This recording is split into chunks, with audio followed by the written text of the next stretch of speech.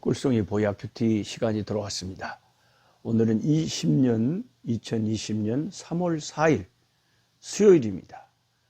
365일 성경 통독 일독 중에 64일째 때문입니다. 1년에 성경 일독하는 프로그램인데 오늘은 여호수아 7장에서 9장 말씀까지 공부하도록 하겠습니다. 여러분은 코로나 바이러스 이 질병에 안전하십니까? 하도 세상이 복잡해 가지고 온 세상에 지금 정신이 없고 모든 경제 활동들이 위축되고 참 힘든 시기를 모든 사람들이 지금 지나고 있습니다. 이때일수록 더욱 고난당할 때 주의 말씀으로 우리는 빛을 삼고 말씀으로 위로를 삼고 말씀을 붙잡고 살아가야 되겠습니다. 또 기도 제목을 문자로 보내주시는 분들이 매일 계시는데 함께 백지장도 맞들면 낫다 뜻이 우리가 함께 기도하면 더 좋은 일들이 있을 줄 압니다. 제가 그 서울 극동방송의 그 소망의 기도 그 프로그램에 몇 번 나갔는데 참 다양한 그 사연을 담은 기도 제목들이 많이 올라왔어요. 그래서 제가 이 유튜브 구독자들 가운데도 기도의 제목이 긴박하고 너무 힘들고 어렵고 이런 중대한 일들이 있으면 함께 기도했으면 좋겠다. 그래서 기도의 제목을 받고 같이 기도하기를 원합니다. 여호수아 7장을 펴면 이게 이제 여호수아 7장 내용은 이제 여리고성을 점령한 다음에 아간이라고 하는 요 사람이 하나님의 말씀을 어기고 이제 재물에 탐이 나가지고 하나님이 다 그거 불태우고 없애고 또 하나님의 것인가 손대지 말라 그랬는데 그 여리고성 점령 당시에 그 재물의 얼마를 자기 집에다가 몰래 감춰놔가지고 그것 때문에 큰 문제가 생기는 그런 스토리가 아간의 범죄 에이컨스 씬이라고 에이컨스 씬 이게 여호수아 7장 내용입니다. 그런데 어제 그 여리고성 점령 사건에서 제가 잘 친근하게 지내는 장로님께서 아주 예리한 질문을 저에게 전화로 해왔어요. 노 목사님, 그 여리고성 점령에 대해서 한 가지 질문이 있습니다.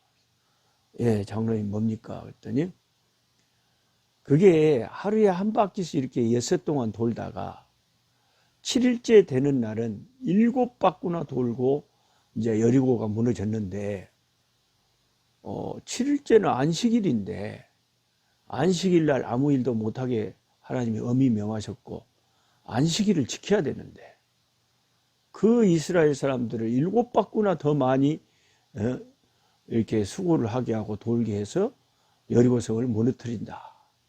그렇게 안 하셔도 무너질 것 같는데 왜 안식일 날 7번을 돌게 해가지고 그렇게 안식일을 지키지도 못하게 하고 그렇게 했을까요? 이런 질문이었어요.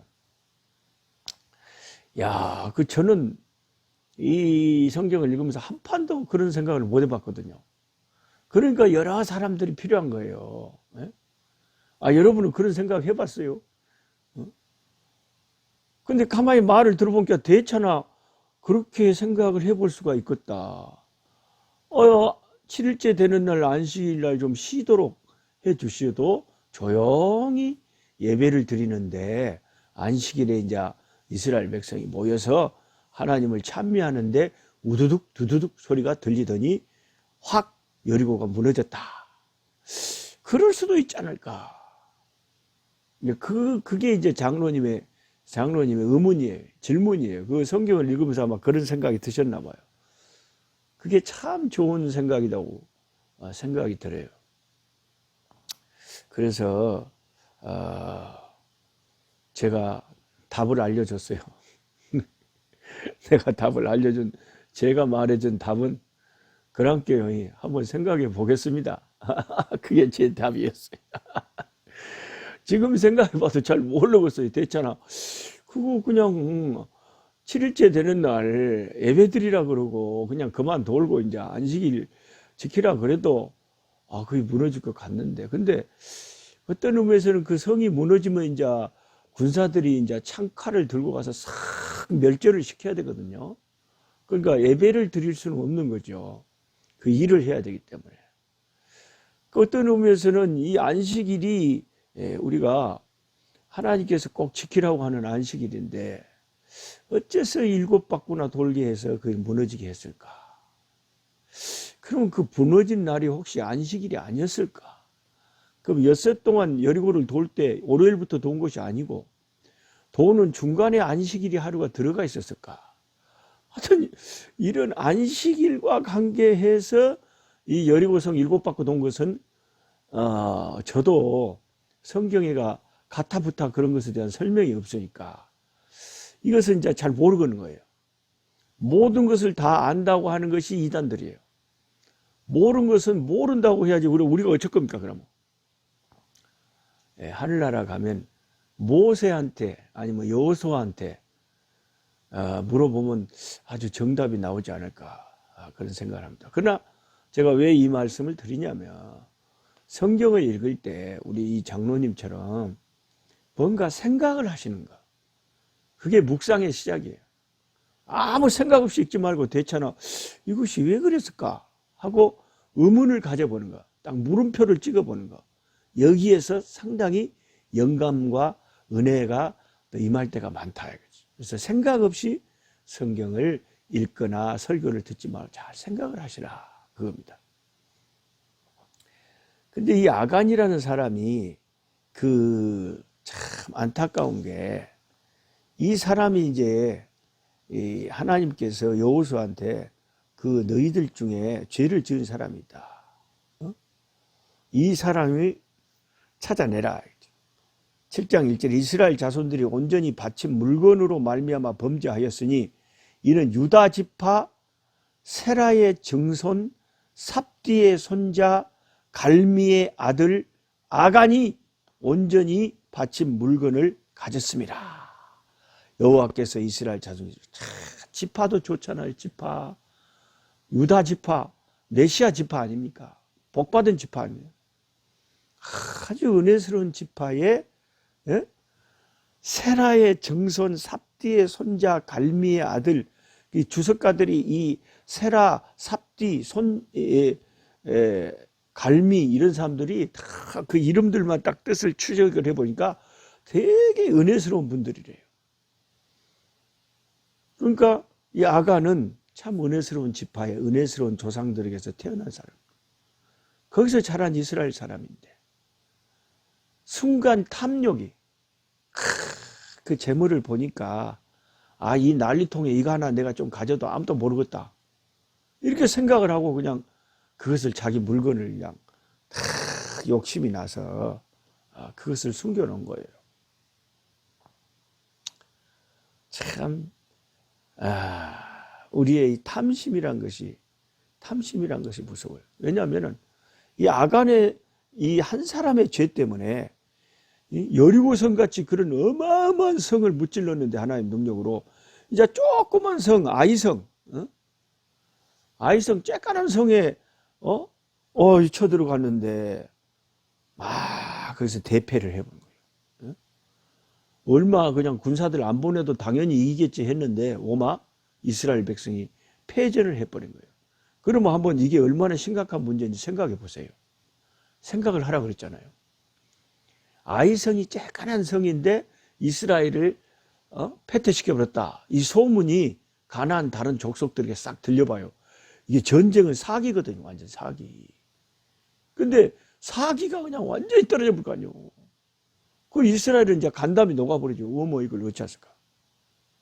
그래갖고 이제 6절에 여호수아가 옷을 찢고 이스라엘 장로들과 함께 여호와의 궤 앞에서 땅에 엎드려 머리에 티끌을 뒤집어 쓰고 저물도록 있다가 이르되 슬프도소이다.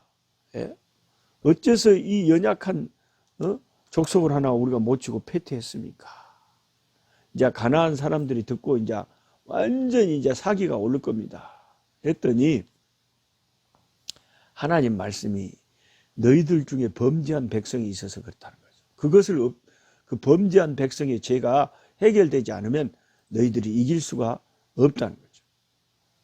그래서 이제 다 제비를 뽑아본 게 유다 족속 삽디의 그 후손, 세라의 증손, 삽디의 손자 갈미의 아들 아간이 뽑혔더라. 그래서 이제 아간한테 딱 뽑히니까 물어보여. 네가 어쨌냐? 그러니까 21절에 이제 고백을 합니다. 내가 노략한 물건 중에 신할산의 아름다운 외투 한 벌, 은 200세겔, 왔다 많이도 돌랐네. 그 무게가 50세겔 되는 금덩이 하나 오마 탐내어 가졌나이다. 금덩이, 은, 돈, 막 겁나게 멋있는 옷을 본게 그냥 순간적으로 탐이 팍 나버려. 아무것도 하나님이 개인적으로 가질 수 없다고 했는데 뭐 나 한 사람 이래도 괜찮겠지 했는데 그게 이스라엘을 완전히 패전시키고 수많은 사람을 죽게 만들고 하나님의 역사가 손길이 능력이 떠나가게 하는 이유가 되어버렸다 이 말이죠. 그래가지고 이제 그 아간을 아골 꼴짝이로 끌고 가가지고 그들을 돌로 치고 물건들은 이제 다 불살라 버렸어. 그리고 이제 아간과 그에게 속한 자들, 그 아들들과 그 딸들과 소들과 나귀들과 양들과 장막과 그에게 속한 모든 것을 이끌고 아골 꼴짝이로 갔다. 그러니까 완전 집안이 완전히 폐가 망신했다. 조금 욕심 부리려다가 재산 다 없어지고 생명 다 없어지고 지만 죽어도 처참할 건데 아들, 딸, 지 땜새 부인까지 다 죽으면 그것도 좋게 죽은 게 아니라 돌에 맞아 죽으면 어머 죄가 그렇게 무서워요. 죄가 그렇게 무서워요. 그것이 아골꼴짝이다. 아골꼴짝. 아골이라는 뜻은 괴로움이라는 뜻이에요. 괴로움. 어제 길갈이라는 뜻은 수치가 굴러갔다. 수치가 지나갔다는 뜻이었다고 그랬잖아요. 이제 수치와 그 아픔이 지나간 거예요.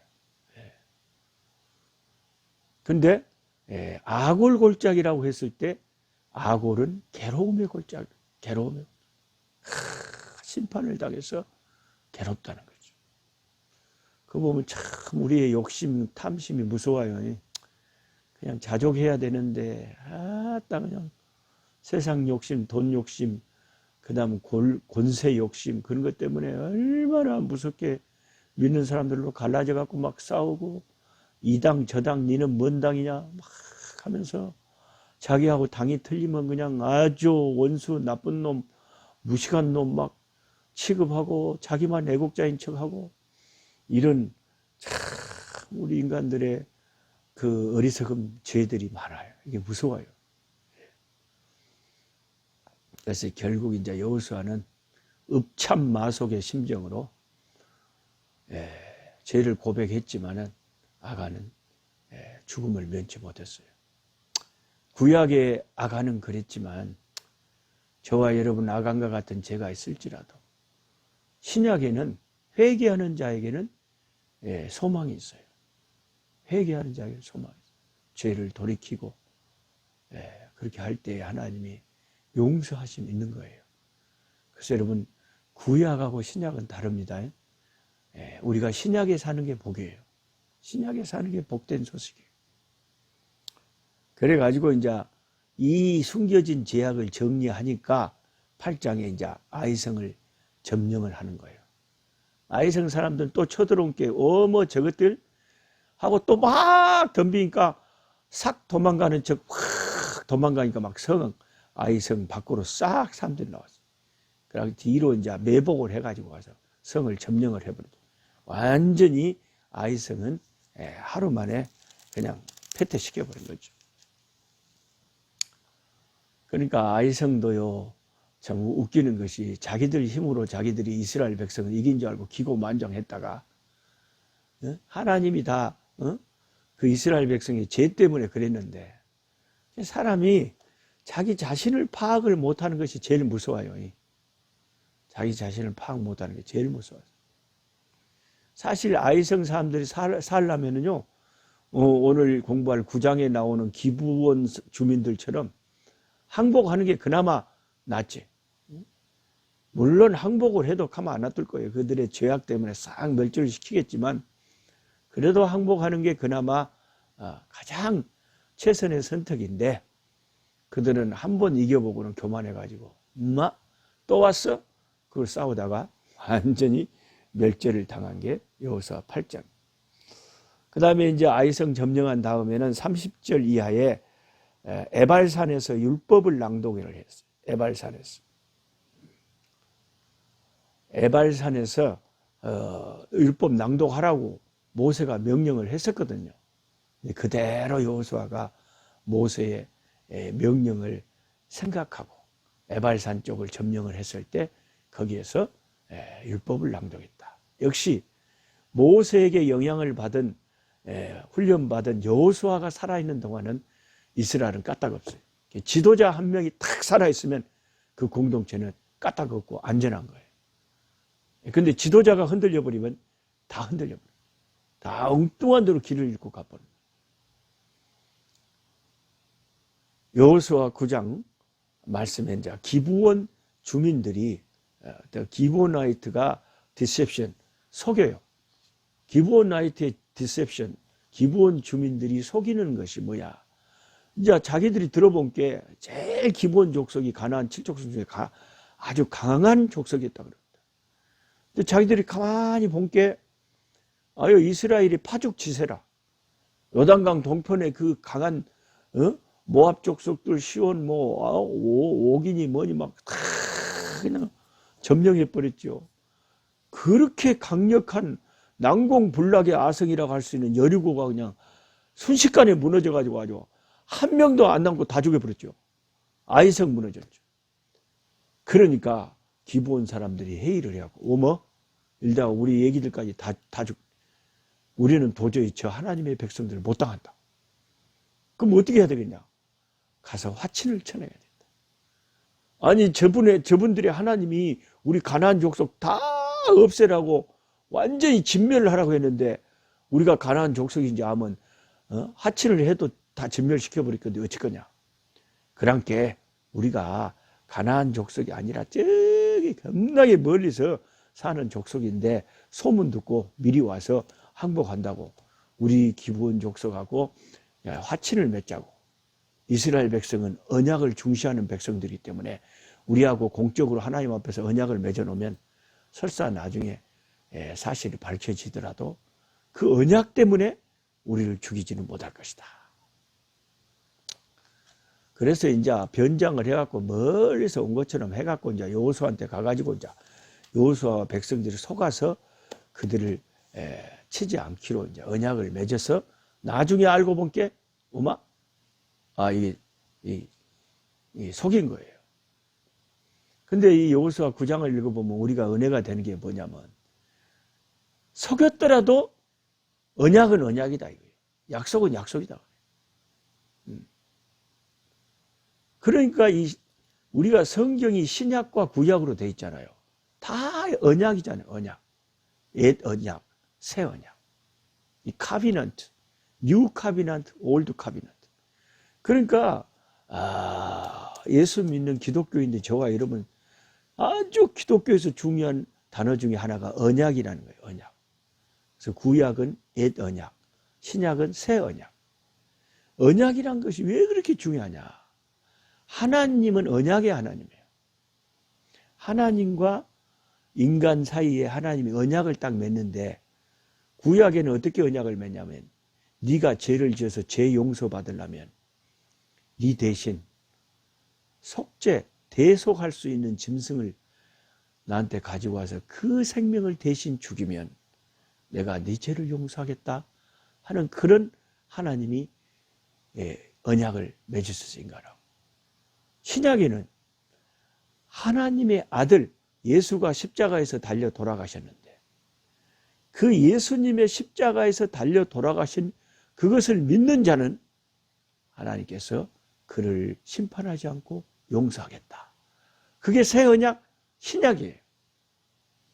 그래서 저와 여러분은 이 새 언약 예수님의 피의 십자가의 은혜 언약 안에서 사는 자들이기 때문에 기부원 사람들 같이 죽게 될 사람들도 언약을 맺은 것 때문에 살았다면 저와 여러분도 우리의 죄 때문에 살고 죽는 것이 아니라 언약 안에 있느냐 언약 밖에 있느냐 이것이 영생을 얻느냐 못 얻느냐 언약의 중요성을 꼭 기억하시기 바랍니다. 오늘은 여기까지 하시고 내일 또 여호수아 10장 11장 12장 말씀 가지고 찾아뵙겠습니다. 이 어수선은 이 시절에 건강 조심하시고 강건하시기 바랍니다. 약한 자 힘주시고 강한 자 바르게 주한 자 정케함이 주님의 뜻이라. 해 아래 압박 있는 곳 주 거기 계셔서 그 팔로 막아 주시어 정의가 선